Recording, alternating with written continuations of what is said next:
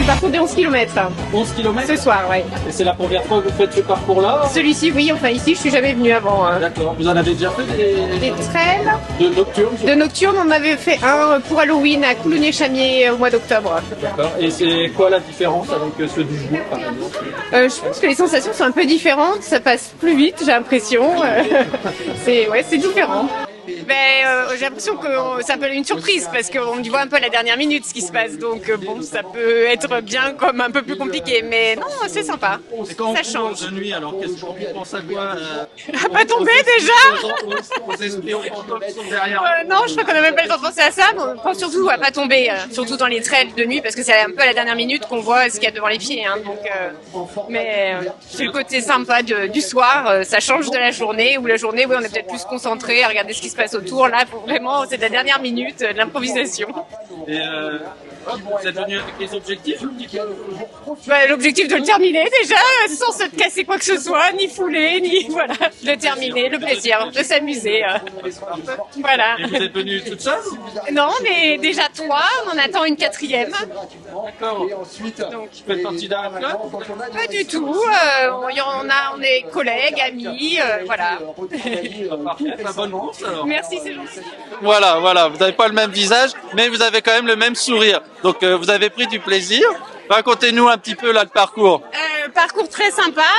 Les falaises, enfin là où il y avait pas mal de rochers, c'était sympa. C'était sympa, ça change de l'ordinaire. Moi, je me suis fait un peu peur, mais bon. Toi, Anne, apparemment, t'as hyper bien maîtrisé. Mais bon. Peur de glisser, Peur de se faire une cheville, parce qu'il y a quand même pas mal de rochers, pas mal de cailloux, et puis en plus, c'était très gras, donc oui. Non, il y avait pas trop de monde. Ça. Alors non, il y avait même des moments pas assez de monde, j'ai trouvé, parce que ça fait bizarre quand on se retrouve toute seule au milieu des bois dans la nuit, que je sentais qu'il y avait personne devant, personne derrière. Il y a des moments où j'étais pas hyper à l'aise, mais bon. Après, j'en ai vite retrouvé. Vous étiez où, vous? Un petit peu devant. Et donc, du coup, vous en garderez quoi? Un bon souvenir et à refaire sûrement. Ouais. C'était une première, là. C'était une première, tout à fait. Et En termes de temps, d'objectifs comme ça Après, on était là plus pour s'amuser. Moi, je suis pas une grande athlète, mais bon, j'ai entendu que j'avais fini à 1h30 et que j'étais... Donc, je me suis dit que c'était pas mal, finalement, pour mon objectif personnel. Et vous, combien de temps, du coup, si vous étiez devant?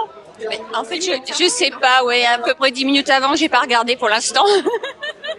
C'est vrai que vous avez l'impression, on a l'impression que vous êtes moins rouge, moins en sueur quand même. Vous êtes sûr que vous avez fait la course? Ouais, mais c'était très plaisant, ouais, super. C'était ma première course. Non, bah, tu es fier de vous quand même. Ouais, carrément, ouais. Ah, bravo. Merci. Au revoir.